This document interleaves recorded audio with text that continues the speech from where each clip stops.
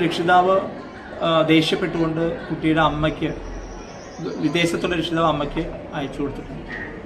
ബാക്കി എനിക്ക് ഉറപ്പില്ലാത്ത സംഭവങ്ങൾ ഞാൻ പറയുന്നത് ശരിയല്ല. അതാവുന്ന സ്കൂളിൽ നിന്നല്ല, ഇത് ആരെങ്കിലും കാണിക്കണമെന്നോ. ഞാൻ സത്യം പറഞ്ഞാൽ ആഗ്രഹിച്ചത് കുട്ടി പേഷ്യൻ്റ് ആയിക്കഴിഞ്ഞാൽ, ഒന്ന് സമാധാനമായി കഴിഞ്ഞാൽ, ശാന്തനായി കഴിഞ്ഞാൽ അടുത്ത ദിവസം വരുമ്പോൾ ആ കുട്ടിയെ തന്നെ കാണിക്കുക, രക്ഷിതാവിനെ തന്നെ കാണിക്കുക. കാരണം അങ്ങനെയാണ് പിന്നെ ആ കുട്ടിയെ, ഒരു പ്രത്യേക സ്വഭാവക്കാരനായ കുട്ടിയെ മെച്ചപ്പെടുത്തിയെടുക്കാൻ ഞാൻ എപ്പോഴും ആഗ്രഹിക്കുന്ന ഒരു കുട്ടിയെങ്കിലും നന്നാക്കി എടുക്കാൻ കഴിഞ്ഞാൽ അതാണ് അധ്യാപകൻ്റെ പുണ്യം എന്ന് വിചാരിക്കുന്ന ഒരാളാണ്.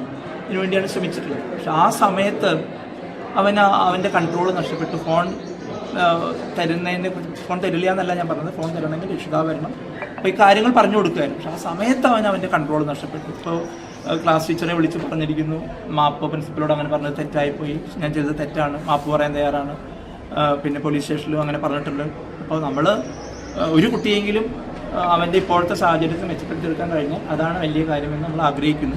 അതിനുവേണ്ടി കൗൺസിലിങ്ങിന് അവനെ വിടുന്നതിനും 2 ദിവസം ഈ മറ്റു കുട്ടികളുടെ തുറിച്ചുവോട്ടം അന്വേഷിക്കുന്നതിന് വേണ്ടി തൽക്കാലം